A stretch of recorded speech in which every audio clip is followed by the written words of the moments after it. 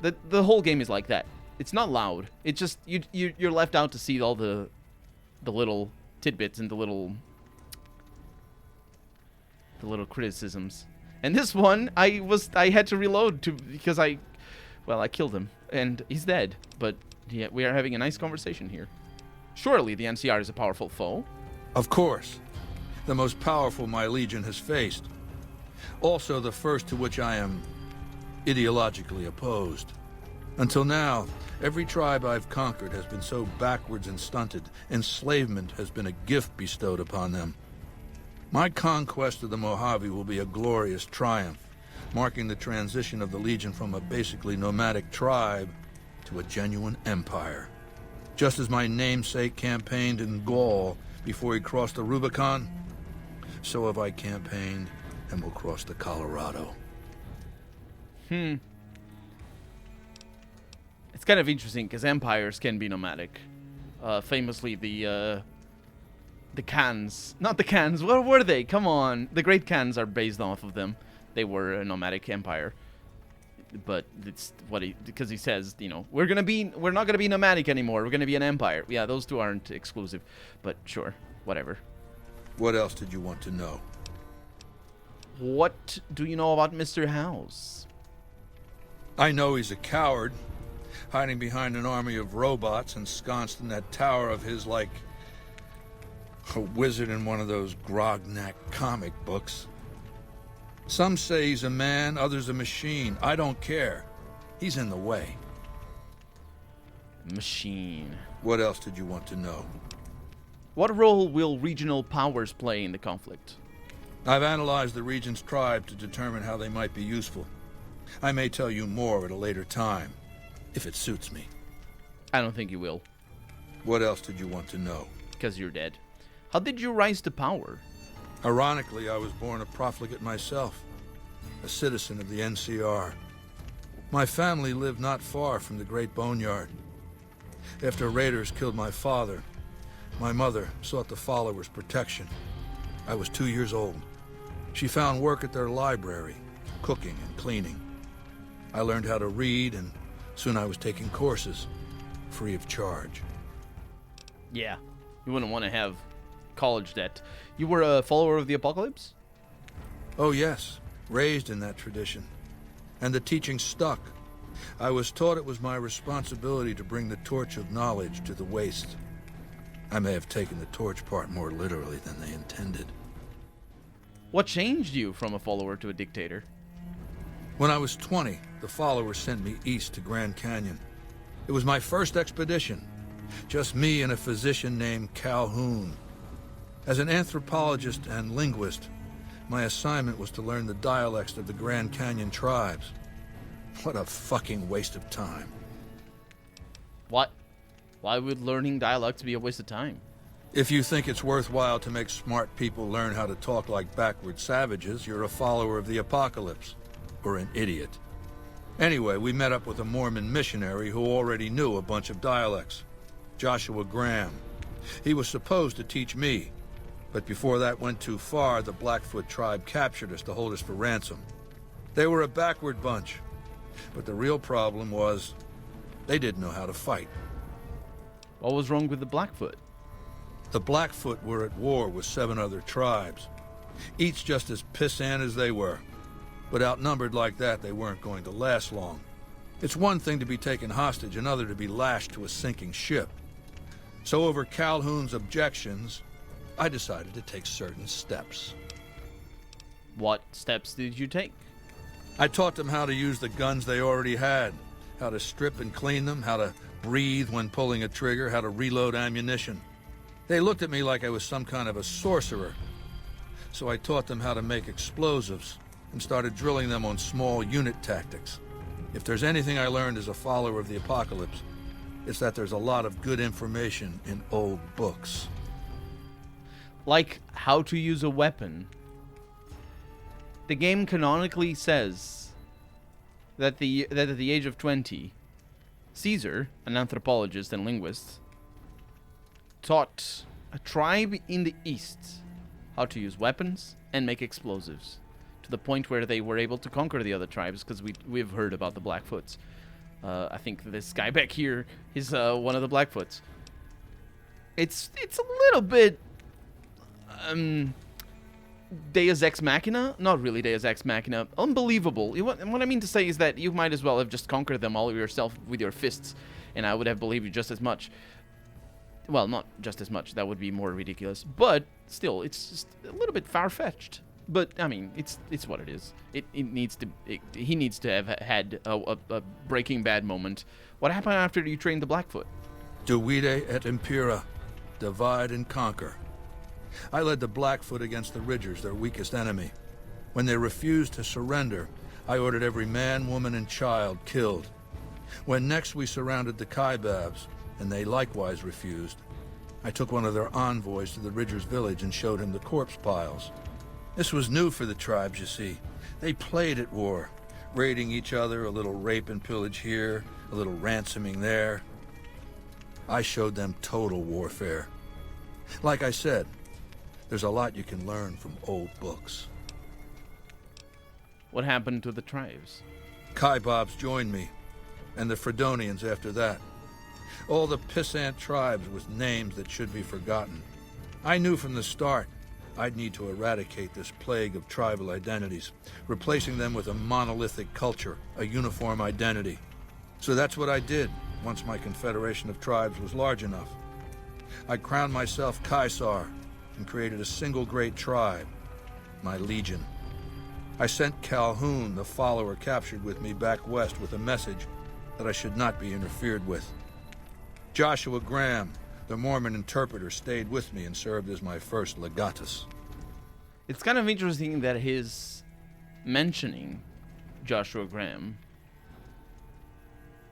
I've talked about Joshua Graham already. That's the Burned Man. Joshua Graham is the Burned Man, unless I'm really confused.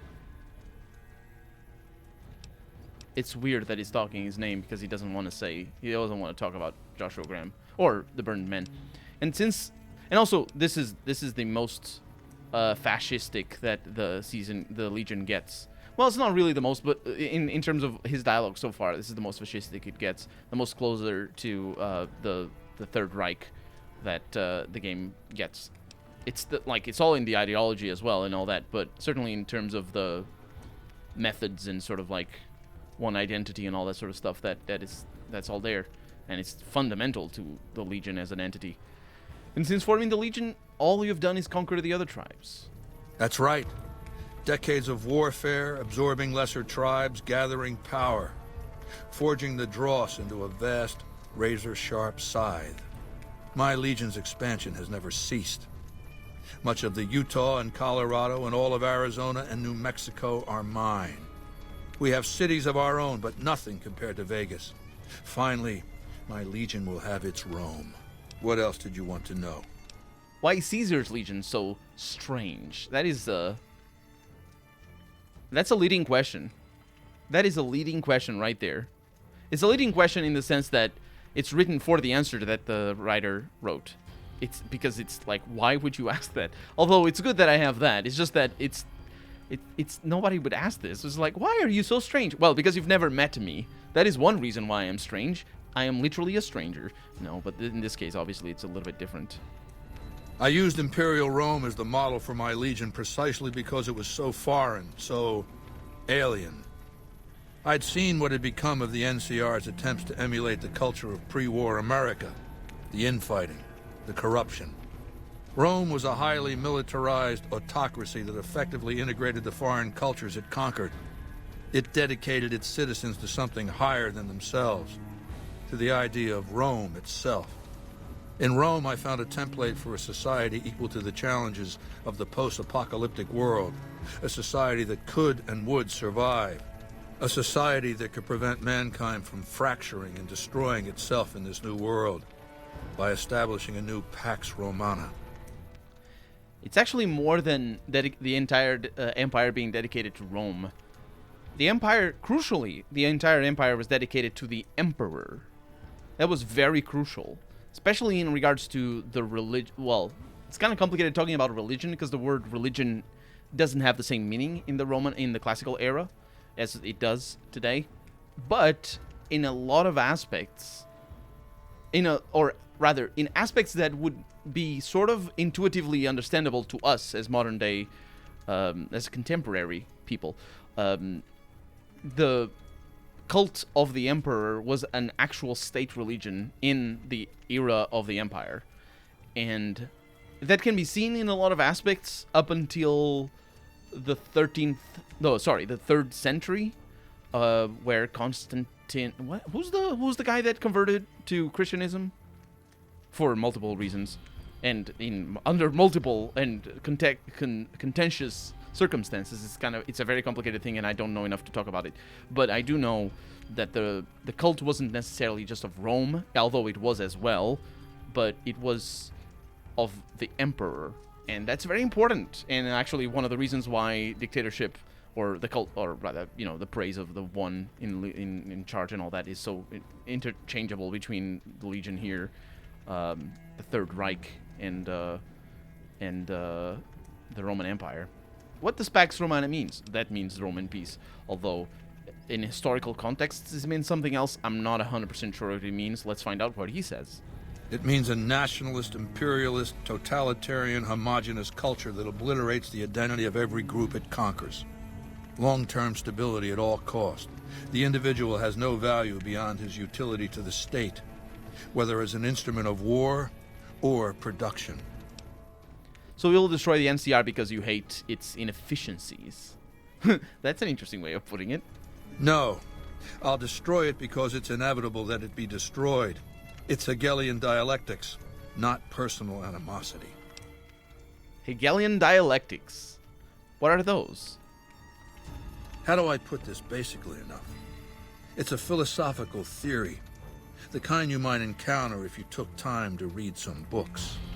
The fundamental premise is to envision history as a sequence of dialectical conflicts. Each dialectic begins with a proposition, a thesis, which inherently contains or creates its opposite, an antithesis. Thesis and antithesis. The conflict is inevitable, but the resolution of the conflict yields something new, a synthesis, eliminating the flaws in each, leaving behind common elements and ideas. The follow-up to that would be... There's an important aspect here. Hegelian dialectics doesn't actually have to do with history. You can have an historical perspective using the dialectic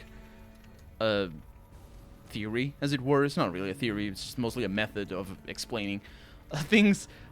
Basically, the idea, as far as I understand it anyway, is that if you want to come to a conclusion or to argue for a stance, you have to present both sides, the for and against anything, and just sort of like bring them together so that, you just sort of like can come to a compromise that's as easy as I can get it to explain. It's oversimplification. It doesn't work in every instance. But to apply it to history is a really interesting take. It's a flawed take because that's not how it works. But if you want to shoehorn it into it, it isn't wholly unbelievable. It's kind of an interesting thing because, it's certainly a better take than saying that any one period in history or any one entity in history is the direct descendant of another.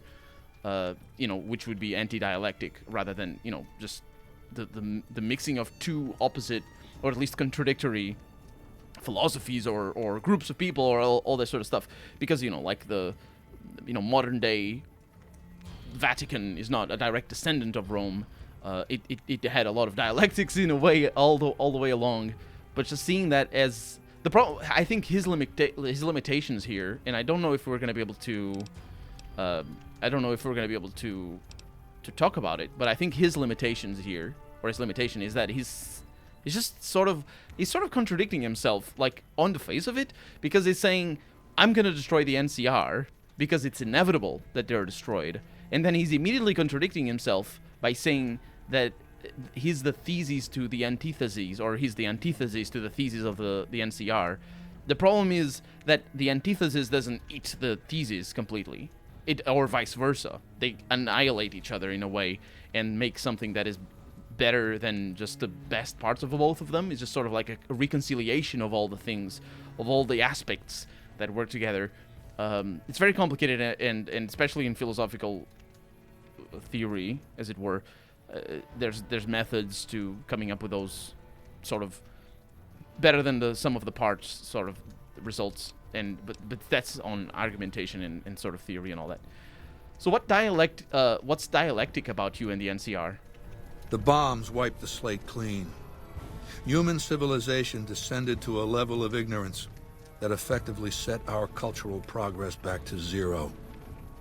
The NCR has all the problems of the ancient Roman Republic: extreme bureaucracy, corruption, extensive senatorial infighting. Just as with the ancient Republic, it is natural that a military force should conquer and transform the NCR into a military dictatorship. Thesis and antithesis. The Colorado River is my Rubicon. The NCR Council will be eradicated, but the new synthesis will change the Legion as well, from a basically nomadic army to a standing military force that protects its citizens and the power of its dictator. So he does solve that. He does solve that. He explains it. He doesn't say that the antithesis is going to win over the thesis. He says, you know, it's precisely about that change to the Legion.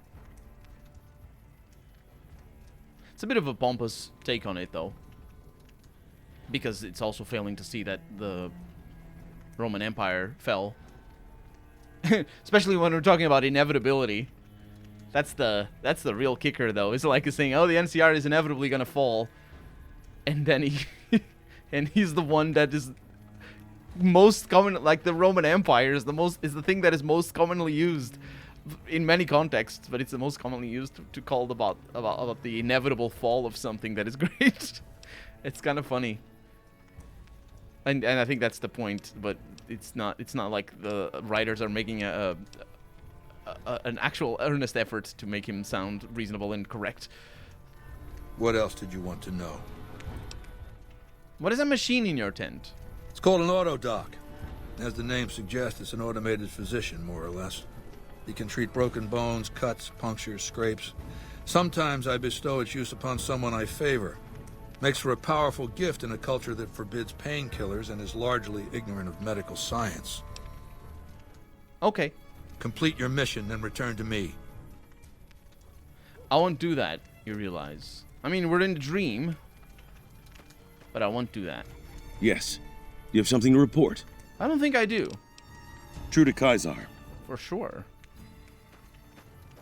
It's a Mark III autodoc.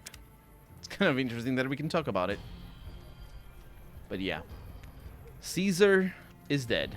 And this was the dialogue that I absolutely missed. Because before coming to the fort... Well, because Boone was with me. That's the reason. Because Boone immediately attacks the Legion. The moment we attack a Legion, and not by destroying them like I did, like invisibility. If we're going invisibility style, the mission doesn't end. But the moment we attack the Legion, their mission fails, and Caesar turns aggressive. Like he was the moment we arrived in there. So we never got that conversation. Hey, I thought some more about what you said. I think maybe you're right. Maybe I should go to Bitter Springs. I don't know what I'm hoping to find there.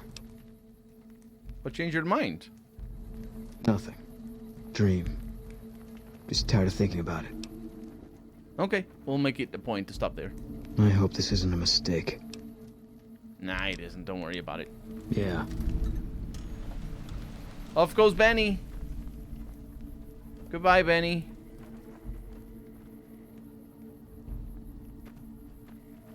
Oh, they're all dead. What was that? What was the wildest thing ever? He's like volatile, like went up in smoke. How are we gonna even leave this place? Hey. He doesn't even talk to me. That's... Hey, are you gonna live free or something? The work never ends. I don't think you are. I think the Legion is still strong. Because, you know, that was the point. Let's go back to Cottonwood Cove. Chunks of meat everywhere. A very radiated town. Just need a little bit of water. And, yeah, I'm not going in there. That's bad news. I'll drink the water, but the water is not radiated. So, Boone. Travel to Bitter Springs with Boone. We will do that. Where is Bitter Springs? All the way in the north. Well, we have a lot of things to see then. Namely, all this stuff. And we have something up ahead. As well as enemies. Now, the way we're going, we're actually going to go visit the dam. And it's good that we have Boone with us. Although, saying he's with us is sort of an overreach. Because he was left behind. Hello. Hello. Hi. Yeah, that's what happens when I punch people. Or anything. Ooh, I think I know what that is. It is a bad thing. I remember it clearly. I also don't know if we're gonna have a whole lot of things on the other side of the river, but that is definitely something. And I just can't find my way up there. Let's find our way over there instead. And we have enemies. Is that all we have? Because if we have enemies, let me turn my light off. And let's see if I can sneak into them. I mean, sneak, not past them, but, you know, like I did to the Romans. Sorry, the Legion.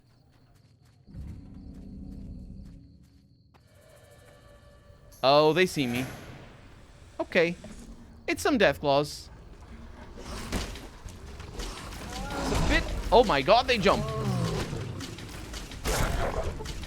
Is that bigger than normal? Or is that just a normal Deathclaw? Because I think... I can't even reach it. Oh, that's what you get. That's what you get. Okay. Power attacks are not particularly effective. We're still in danger. Oh, yeah. Hello. Woohoo! That worked! I can't believe that worked. Okay, we're hidden. Wow. Eddie's coming in, though.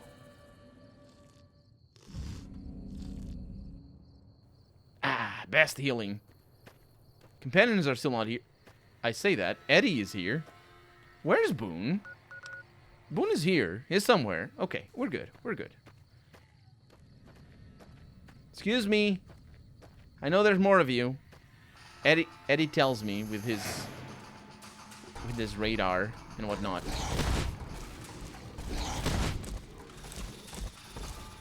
Oh man, that was bad.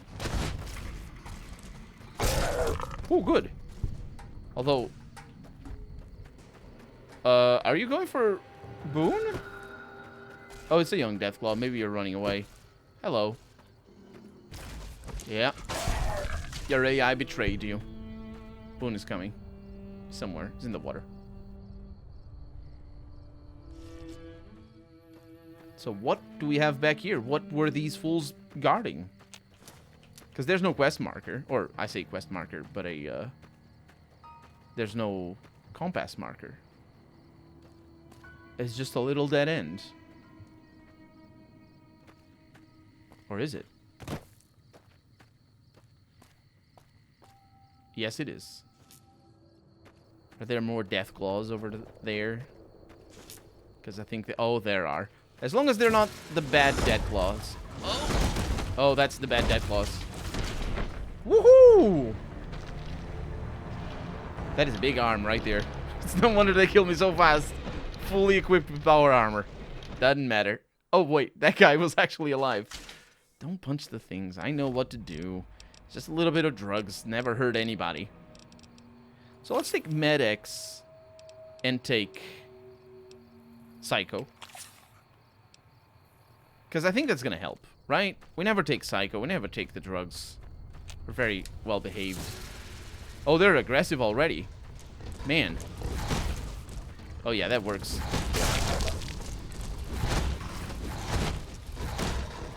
Oh, I hate it. I hate it. I hate you. I hate you. You can't open the inventory system at any time if you're in the middle of an attack. I can't see anything. And then I don't have reach because they punch me back. That's just how Deathclaws do. But I killed them all now. Also because they broke. Nope, they were young. But now I must use these drugs to the full effect. There's more Deathclaws back here. All mine. No, it's also mine. That's a young one at the back. Maybe both of them are young? Nope. That one looks considerably bigger. There's a lot of these flowers. Take them out.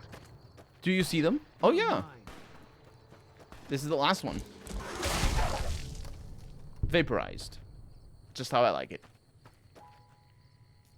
Multiblast rifle. And a dead prospector. Ace of spades. Fresh carrot. I'll take it. Remnants power armor. Wait.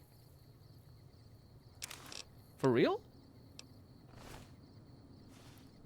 This prospector had a Remnants power armor. I am a little bit surprised. Increases your strength. It's a little bit heavier. But it's probably better. Look at that damage resistance. 22 versus 30. And mine is fully repaired. Huh. Hey, do you need a new power armor? You don't. Fine by me. But you're gonna carry some stuff. I have some stuff here that I shouldn't have. I don't need that suit. I will find a way to fix this armor because I have jury rigging, so it's gonna be amazing. There's more stuff back here, though. It's just a dead end. But what about this?